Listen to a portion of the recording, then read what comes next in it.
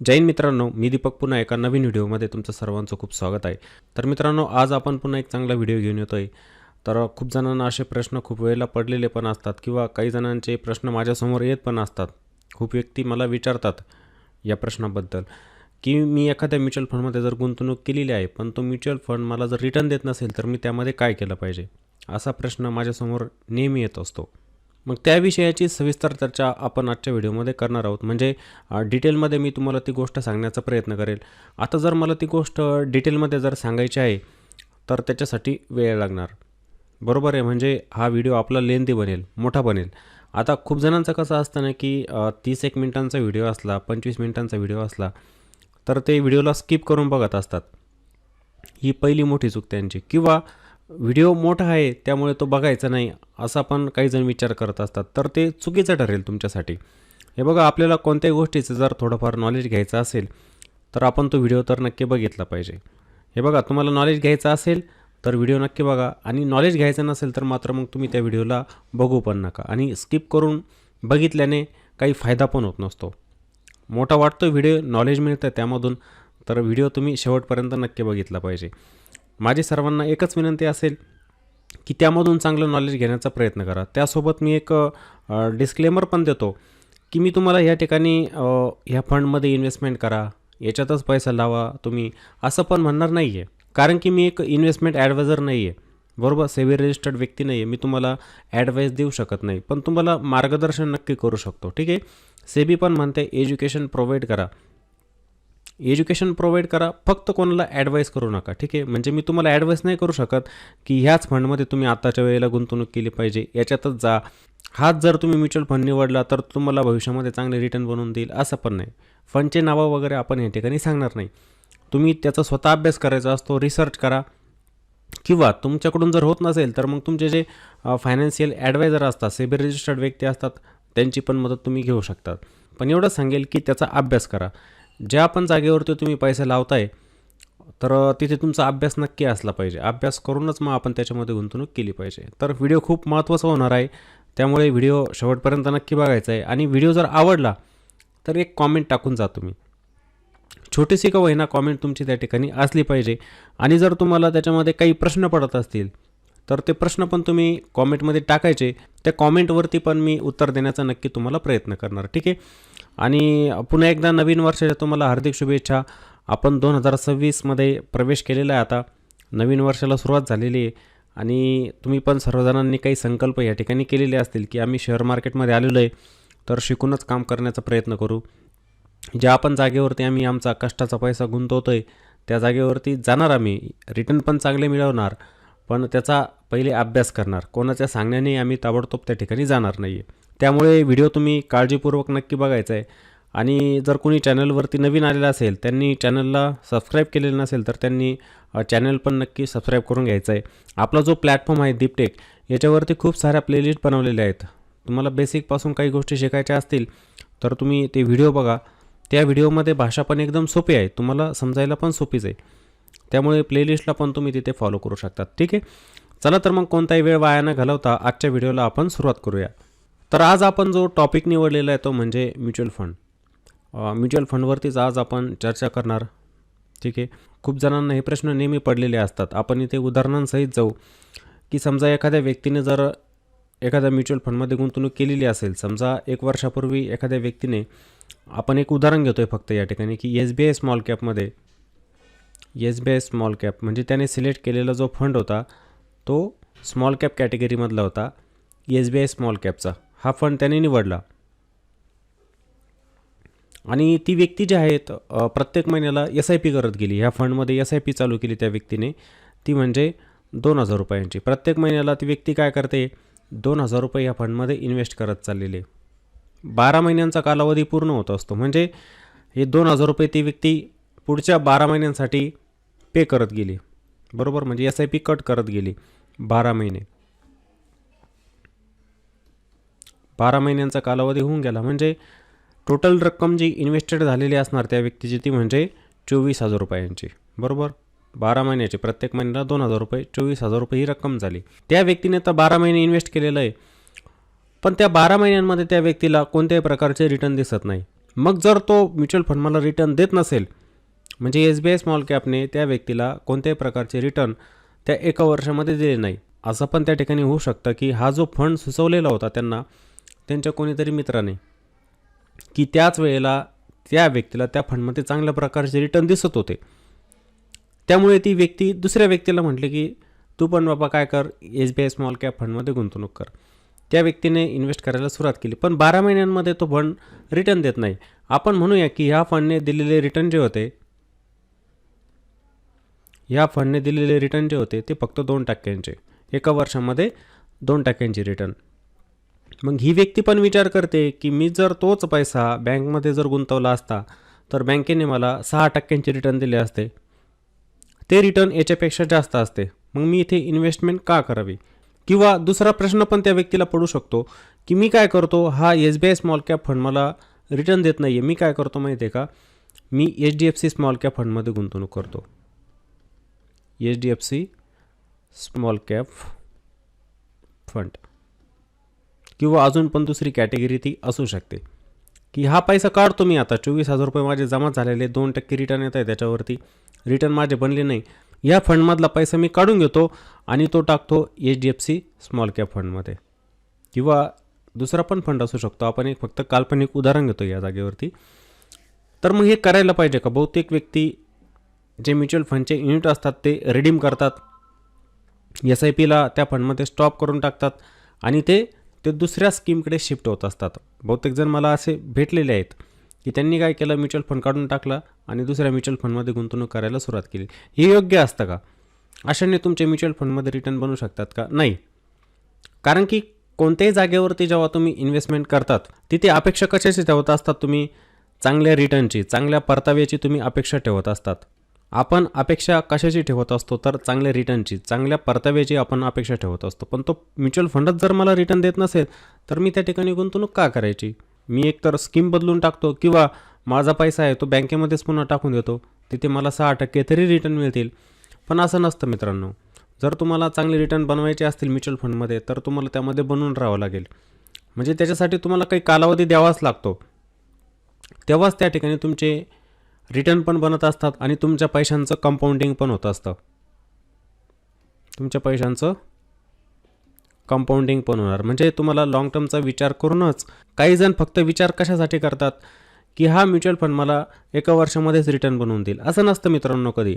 असं पण होऊ शकतं की हा SBI स्मॉल कॅप फंड 2025 सालामध्ये त्याने तुम्हाला फक्त 2%चे रिटर्न बनवून दिले. असं पण होऊ शकतं की 2026 सालामध्ये हाच फंड तुम्हाला 30%चे पण रिटर्न देईल.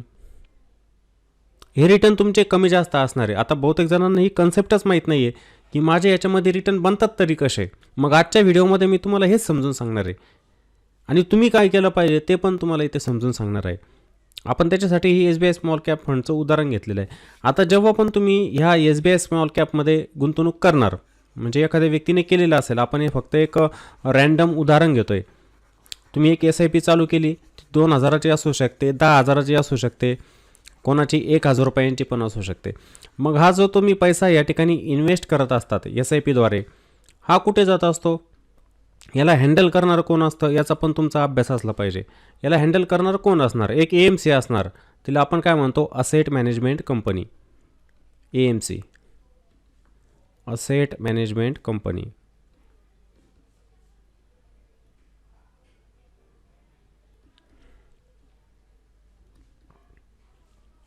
असेट मॅनेजमेंट कंपनी ही 2,000 रुपयांची रक्कम कोणाकडे जाते? AMCकडे. तिला मॅनेज करणारं कोण असतं? AMC असते. तुमचा पैसा जो असतो, म्हणजे तुम्ही जर वर्षभर जर या फंडमध्ये इन्व्हेस्ट करत गेले, हे जे 24,000 रुपये तुमचे वर्षभरामध्ये इन्व्हेस्ट झालेले होते, हे AMCकडे गेले. AMCने काय केलं? वेगवेगळ्या कंपन्यांमध्ये याची गुंतवणूक करून टाकली. म्हणजे काय आपण म्हणणार? स्टॉकमध्येच. बहुतेक जण म्हणतात ना की मी स्टॉक मार्केटमध्ये गुंतवणूक करत नाही. बरोबर, स्टॉक मार्केट मला आवडत नाही, शेअर मार्केट जुगार असतो. पण बघा, तुम्ही जी म्युच्युअल फंडमध्ये गुंतवणूक करत असतात ना, तुमचा पैसा पण स्टॉक मार्केटमध्येच जात असतो.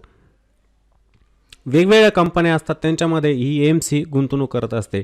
काही रिझर्व्ह कॅश पण त्यांच्याकडे असते. त्यांनी काही बॉन्ड्स पण खरेदी केलेले असतात, म्हणजे ते बॉन्डमध्ये पण गुंतवणूक करत असतात. एकाच स्टॉकमध्ये न करता डिफरंट स्टॉक असतात, डिफरंट सेक्टरचे स्टॉक असतात. त्याच्यामध्ये त्यांची गुंतवणूक झालेली असते. म्हणजे तो पैसा कोणाचा असतो? आपल्यासारख्या लोकांचाच असतो. एका व्यक्तीचा नाही तर अनेक लोकांचा पैसा एकत्रित येऊन ती EMC काय करत असते? वेगवेगळ्या स्टॉकमध्ये याची गुंतवणूक करत असते. मग बघा, आपण ह्या ठिकाणी उदाहरण जे घेतोय SBI स्मॉल कॅपचं, तर SBI स्मॉल कॅप फंड काय करतोय? त्याचा फंड मॅनेजर काय करतोय? EMC मधला जो फंड मॅनेजर असतो तो तुमच्या पैशांना हँडल करतोय, तिथं अभ्यास करतोय की कोणत्या स्टॉकमध्ये किती पैसा लावला पाहिजे. त्यांची एक मोठी टीम असते, ती अभ्यास करते आणि मग तुमचा पैसा त्या स्टॉकमध्ये गुंतवत असते. म्हणजे तिथे काय आलं? मग स्टॉकचा पोर्टफोलिओ आला.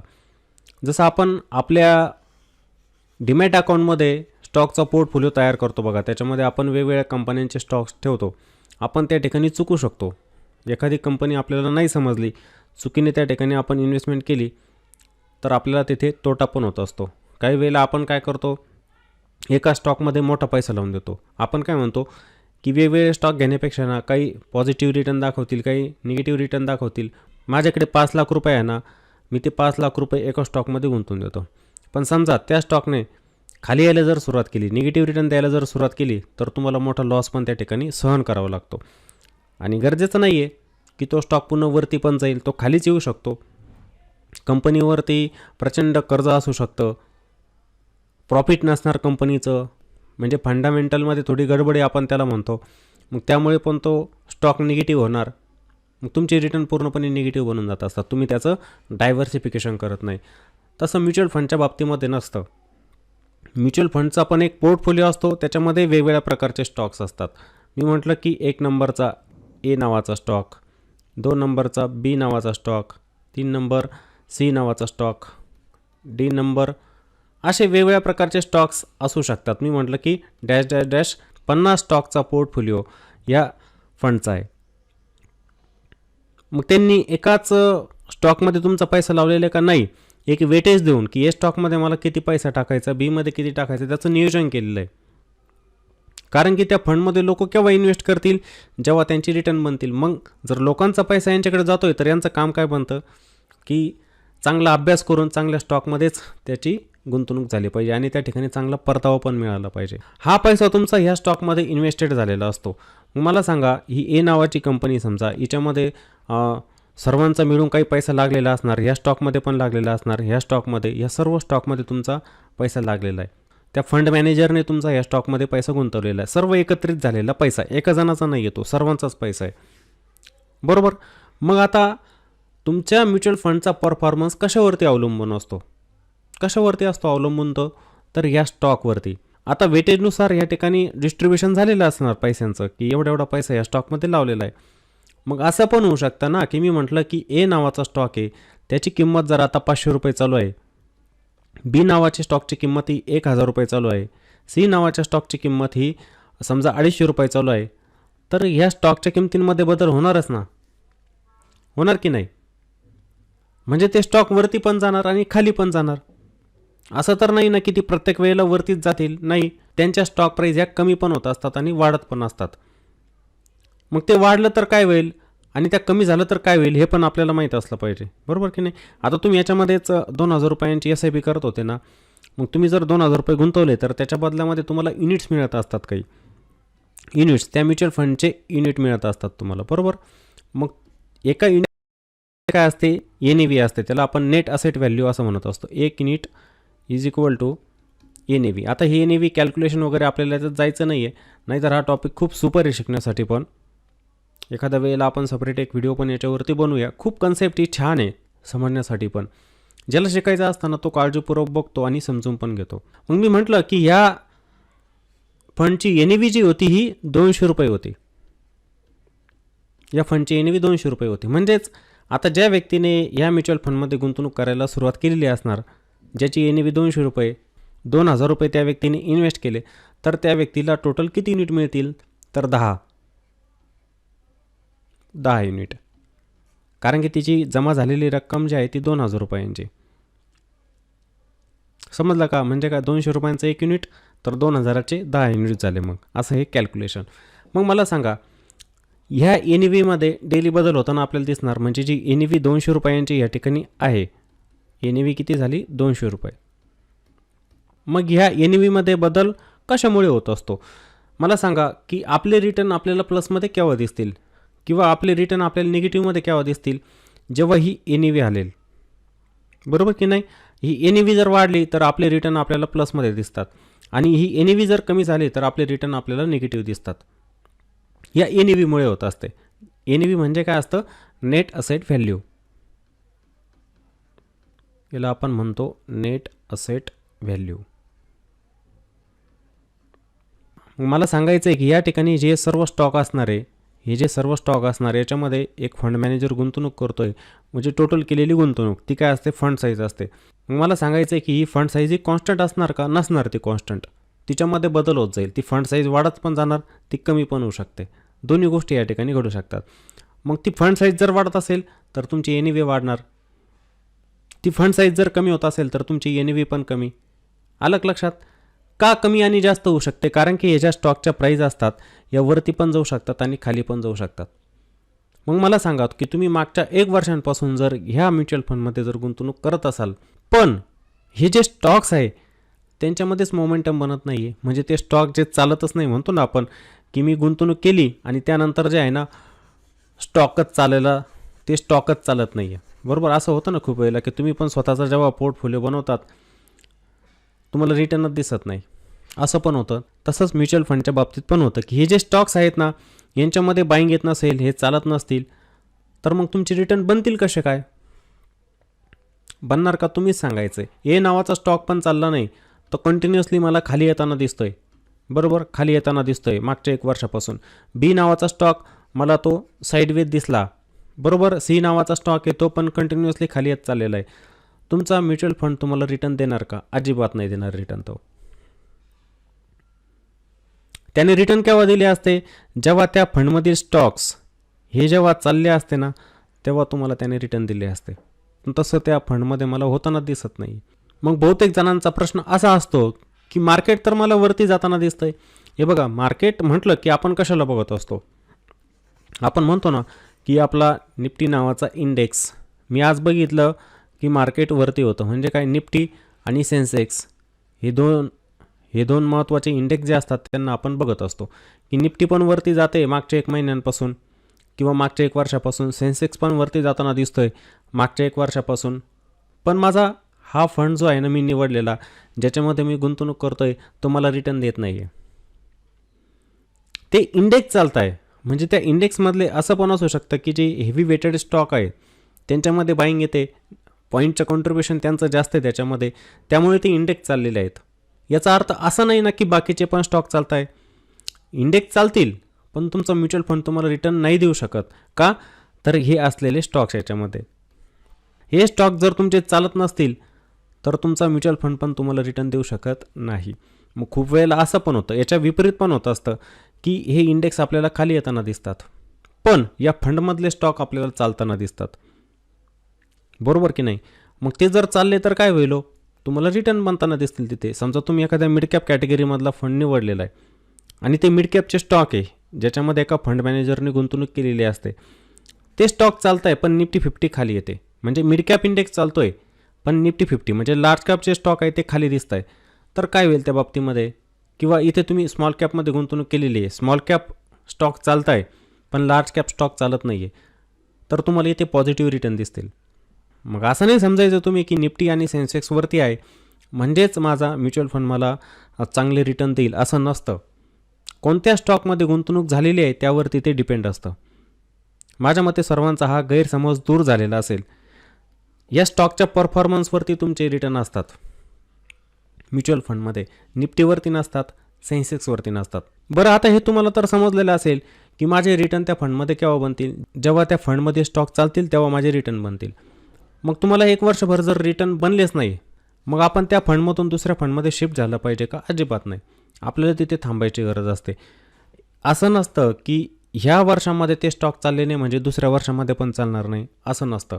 काही वेळेला हाच फंड जर तुम्हाला 2025 सालामध्ये 2% रिटर्न देतोय 2025 सालामध्ये, असं पण होऊ शकतं की 2026 सालामध्ये हाच फंड तुम्हाला 20% रिटर्न देऊन टाकेल किंवा 30% पण रिटर्न देऊन टाकेल.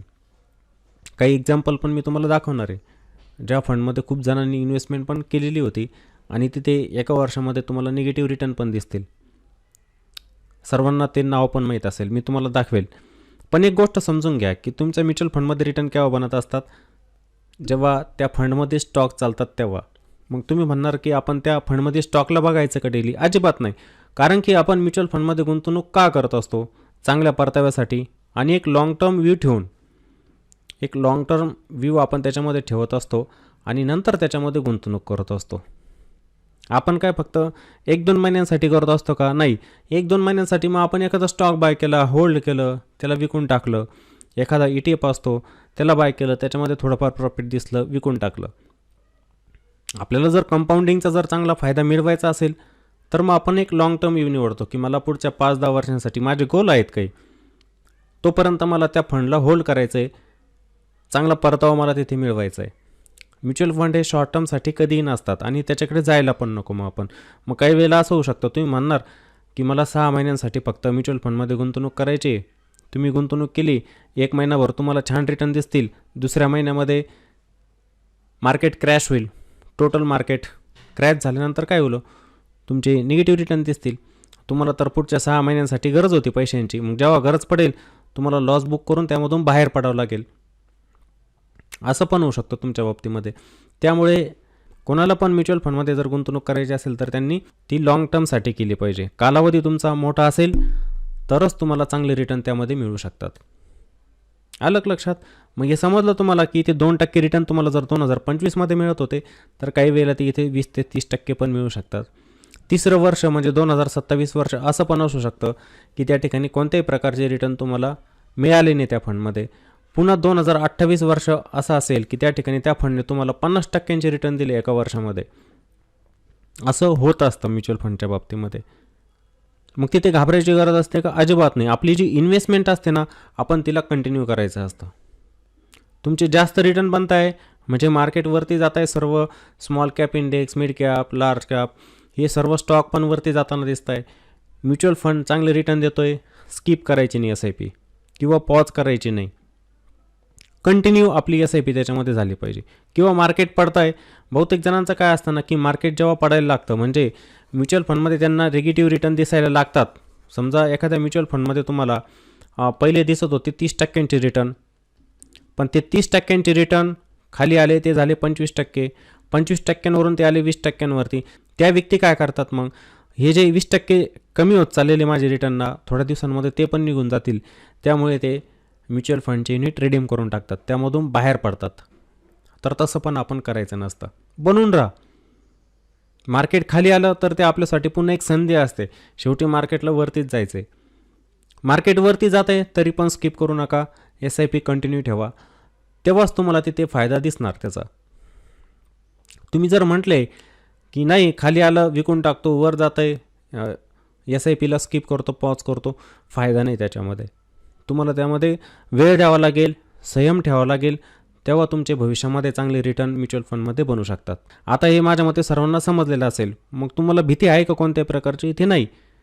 तुम्हाला जर त्या म्युच्युअल फंडमध्ये एका वर्षामध्ये रिटर्न बनलेले नसतील, बरोबर, त्या फंडने तुम्हाला 1 वर्षामध्ये रिटर्न कोणत्याही प्रकारचे दिलेच नाही, तर त्यामध्ये तुम्ही बनून राहिलं पाहिजे. SIP कंटिन्यू चालू ठेवली पाहिजे. भविष्यात तो नक्कीच म्युच्युअल फंड तुम्हाला चांगले रिटर्न देऊन जाईल.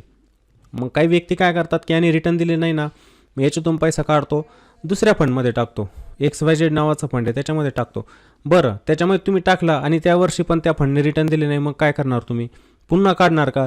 दुसऱ्या A नावाच्या फंडमध्ये टाकणार का? नाही, असं करायचं नसतं अजिबात.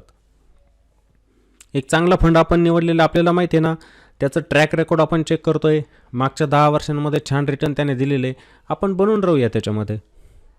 पुढे पण तो तसेच रिटर्न आपल्याला बनवून देईल. एखादं वर्ष असं असू शकतं की माझे फ्लॅट किंवा थोडे प्लस किंवा निगेटिव्ह रिटर्न असतील, पण एखादं वर्ष असं येऊ शकतं की ते तुम्हाला पुढच्या 3-4 वर्षांचे रिटर्न पण बनवून देईल एका वर्षात. असं होत असतं म्युच्युअल फंडमध्ये. तर ह्या गोष्टी शक्यतो कोणाला माहीत नसतात, त्यामुळे मी तुम्हाला या गोष्टी एक्सप्लेन करण्याचा प्रयत्न केला आहे. मी तुम्हाला एका म्युच्युअल फंडचं उदाहरण पण देतो. आता ह्या ठिकाणी तुम्हाला हा फंड दिसत असेल बघा, कॉन्ड स्मॉल कॅप फंड. आता बहुतेक जणांची याच्यामध्ये माझ्या मते SIP पण असेल, खूप जणांनी चालू केलेली असेल याच्यामध्ये. आता ह्याच फंडचा जर परफॉर्मन्स आपण बघितला, या फंडने खूप छान रिटर्न पण बनवून दिले होते. याचा जर थोडक्यात तुम्ही ग्राफ बघण्याचा इथे प्रयत्न जर केला ना, ह्या ठिकाणी बनणारे रिटर्न बघा या फंडचे कसे होते आणि आता हा फंड कशा पद्धतीचे रिटर्न देतो तुम्हाला या ग्राफवरून पण समजेल. मग आता ह्या ठिकाणी इन्व्हेस्ट केलेली, आता ह्या ठिकाणी इथं जाऊ द्या, ह्या ठिकाणी एखाद्या व्यक्तीने जर इन्व्हेस्ट केलेलं असेल समजा, आता त्याला मिळणारे ह्या ठिकाणचे रिटर्न कसे असतील हो? असतील की नाही चांगले? नक्कीच असणार आहे. पण एखाद्या व्यक्तीने समजा इथे गुंतवणूक करायला सुरुवात केलेली आहे, असं एक काल्पनिक उदाहरण घेतोय आपण. तर जेव्हा या फंडचा परफॉर्मन्स कमी होतं, म्हणजे याच्यामध्ये असलेले स्टॉक्स आहे त्यांच्यामध्ये बाईंग आहे, त्यांच्यात सेलिंग होते, ते खाली येत आहे, तर तो कसं काय देईल तुम्हाला प्लसमध्ये रिटर्न? त्या व्यक्तीला निगेटिव्हच दिसणार ना रिटर्न. म्युच्युअल फंडचे जे युनिट आहे ते ॲक्युमुलेट होत चाललेले, तिला फायदा मिळणारच आहे. आता पुन्हा एक गोष्ट की ह्या जागेवरती एखाद्या व्यक्तीने जर इन्व्हेस्टमेंट केलेलं आहे तर त्याला कोणत्याही प्रकारचे इथे रिटर्न दिसतच नाही आहे.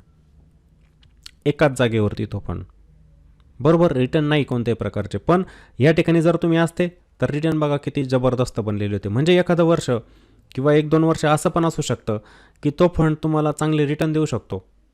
एखादं वर्ष असं असू शकतं तिथं कोणत्याही प्रकारचे रिटर्न बनणार नाही, निगेटिव्ह रिटर्न असतील. एखादं वर्ष असं पण असू शकतं की तुमचे फ्लॅट रिटर्न बनतील. लक्षात आलं ना, हे म्युच्युअल फंडमध्ये होत असतात.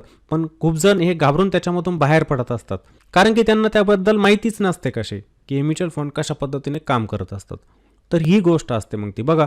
आता मी जर तुम्हाला या फंडचे जर रिटर्न दाखवले मागच्या 1 वर्षांचे, बघा किती रिटर्न आहे, निगेटिव्ह रिटर्न किती, -2% निगेटिव्ह रिटर्न आपल्याला तो फंड दाखवतोय एका वर्षाचे रिटर्न. मग याच्यामध्ये असं असू शकतं ना की ज्या व्यक्तीने मागच्या 1 वर्षामध्ये याच्यामध्ये पैसा गुंतवलेला असेल त्याला कोणत्याही प्रकारचे रिटर्न इथे बनताना दिसत नाही आहे. मग ती व्यक्ती काय नावच ठेवणार ना, ती म्हणणार की याच्यामध्ये जर आपला पैसा बनतच नाही आहे तर मग आपण याच्यामध्ये गुंतवणूक का करायची. पण ज्या व्यक्तीचा अभ्यास असेल ती म्हणेल की नाही, आपण ह्या ठिकाणी इन्व्हेस्टेड राहिलं पाहिजे, भविष्यात नक्कीच हा फंड मला चांगले रिटर्न जनरेट करून देईल. मग त्याच्यासाठीच अभ्यासाची गरज असते. मी नेहमी तुम्हाला काय म्हणतो असतो की कोणतीही गोष्ट असते ना तिचा पहिला अभ्यास करायचा आपण, जेणेकरून आपण तिथे घाबरणार नाही त्या गोष्टीला. अभ्यास फार महत्त्वाचा असतो. स्टॉक मार्केट तसंच असतं की तिथे अभ्यासाची गरज असते. जोपर्यंत अभ्यास नाही आपल्याकडून चुका होत जातील. इथे चूक कोणती होऊ शकते तुमच्याकडून की तुम्ही तो पैसा त्यातून विड्रॉ करू शकतात. ही चूकच झाली ना तुमची. उलट तुम्ही ह्या जागेवरती त्याच्यामध्ये इन्व्हेस्टेड राहिलं पाहिजे. अलग लक्षात. बघा आता हे तुमच्यासमोरच एक उदाहरण मी तुम्हाला देतोय. आणि त्यानंतरचं बघा 3 वर्षांचे आपण जर रिटर्न या फंडमध्ये बघितले 3 वर्षांचे तर ते प्लसमध्येच आहे बघा. म्हणजे 1 वर्षाला निगेटिव्ह रिटर्न आहे, 1 वर्षाला मार्केट चालतं पण आहे, एखाद्या वर्षाला ते खाली पण येतं. पण ओव्हरऑल ॲन्युअल रिटर्न जर आपण बघितले तर ते तुम्हाला प्लसमध्येच दिसतील. पण हे केव्हा दिसतील? जेव्हा तुम्ही 3 वर्षभर त्याच्यामध्ये इन्व्हेस्टेड राहिले तेव्हा. तुम्ही जर एका वर्षामध्ये निघून गेले तर तुमचे निगेटिव्ह रिटर्न आहे ना. पण मागच्या 3 वर्षांपासून तुम्ही इन्व्हेस्टेड याच्यामध्ये तर तुमचे प्लसमध्ये रिटर्न येते. माझे पण याच्यामध्ये आहे SIP, मी पण कंटिन्यू केलेली आहे. अलग लक्षात. आता तेच जर बघितलं आत्तापर्यंत जेव्हापासून फंड लॉन्च झालेलं आहे तेव्हापासून रिटर्न जर बघितले आपण तर ते पण चांगले ॲन्युअल रिटर्न 17.5% रिटर्न ॲन्युअली बनवून दिलेले या फंडने. मग हा फंड खराब आहे का? नाही, हा फंड आहे चांगलाच. पण बहुतेक जणांकडून चूक काय होत असते की फंड मला रिटर्न देत नाही आहे, मग मी काय करायचं, याच्यातून बाहेर निघायचं, दुसऱ्या फंडमध्ये गुंतवायचं की तो पैसा काढून मी बँकेमध्ये FD करायची. असे अनेक प्रश्न त्या व्यक्तीला पडत असतात. पण तसं करायचं नाही आहे. माझ्या मते ही कन्सेप्ट तुम्हाला सर्वांना समजलेली असेल. आता जर समजली ना तुम्ही बघा त्याच्यामध्ये इन्व्हेस्टेड राहाल, कारण की तुम्हाला पटतं येते की माझे रिटर्न याच्यामध्ये केव्हा बनतील. माझा त्याच्यावरती अभ्यास झाला. याच्यावरती तुम्ही एक कॉमेंट पण नक्की टाकायची आपल्या व्हिडिओच्या खाली की नाही मला ही कन्सेप्ट समजली, तुम्ही सांगितलेलं मला समजलं आहे सर्व. म्युच्युअल फंड मला केव्हा प्लसमध्ये रिटर्न देतील, म्युच्युअल फंड मला केव्हा निगेटिव्हमध्ये रिटर्न देतील, हे मला आता समजतं आहे. याचं उत्तर तुम्ही मला नक्की कॉमेंटमध्ये द्यायचं आहे. म्हणजे मला पण समजतं की आपल्या प्लॅटफॉर्मवरती येणारी व्यक्ती जे असते, आपण जे शिकवतो आहे त्यांना समजावून सांगतो आहे, मार्गदर्शन करतो आहे, ते त्यांना समजतं आहे का आणि पटतं आहे का. मग तुम्ही जर कॉमेंटमध्ये टाकलं तर मला समजेल तुम्ही व्हिडिओ पण बघितला आणि तुम्हाला ती कन्सेप्ट पण समजली. आता याच्यामध्ये असणारे स्टॉक दाखवतो मी तुम्हाला. ही या फंडची काय होल्डिंग आहे. जसं इथे तुम्हाला दिसतंय ना हा stock, Reliance, Jio finance, RBL bank, Aegis, Nifty mid cap select इंडेक्समध्ये पण पैसा लावलेला आहे या फंडने. त्यानंतर अडानी पॉवर, ॲस्टर DM हे स्टॉक आहे. आता इथं वेटेज पण दिलेलं आहे बघा, असं किती टक्क्यांची गुंतवणूक ह्या स्टॉकमध्ये, या स्टॉकमध्ये किती टक्क्यांची गुंतवणूक, हे सर्व दिलेलं आहे. आता तुम्ही म्हणणार हे आपण बघत बसायचं का? तुम्ही अभ्यास करताय तर बघा. मग तुम्ही म्हणणार की जर आपल्याला बघायचं याचा परफॉर्मन्स कसा आहे, मग या स्टॉकला पण डेली बघायचं का? ह्या ज्या फंडने, हे बघा म्युच्युअल फंड कंपनी कोणती असू द्या, ती स्टॉकचा प्रॉपर अभ्यास करूनच गुंतवणूक करत असते. तिथे अभ्यासू व्यक्ती असतात. आपण चुकू शकतो पण ते चुकणार नाही. तिथे एक्सपर्ट व्यक्ती असतात, ठीक आहे, रिसर्च ॲनालिस्ट असतात, ते अभ्यास करतात प्रॉपर आणि मग त्यामध्ये गुंतवणूक करतात. ते असं कोणत्याही जागेवरती ते गुंतवणूक करत नसतात, हे लक्षात ठेवायचं आहे. मग कोणी दोष देत नाही बसायचा की म्युच्युअल फंडने त्या स्टॉकमध्ये का गुंतवणूक केली, असं नसतं. त्यांचा अभ्यास असतो त्याच्यावरती. हे तुम्हाला समजलेलं असेल की ह्या स्टॉकमध्ये हे जे सर्व स्टॉक आहे तिथे टोटल होल्डिंग बघा 105 स्टॉकची. याच्यामध्ये इथे फंड मॅनेजरने पैसा गुंतवलेला आहे. मग बघा ह्या फंडमधले असलेले स्टॉक जेव्हा चालतील, त्यांच्यामध्ये जेव्हा मोमेंटम बाईंग असेल कंटिन्यू, तेव्हा तो फंड तुम्हाला रिटर्न देणार आहे.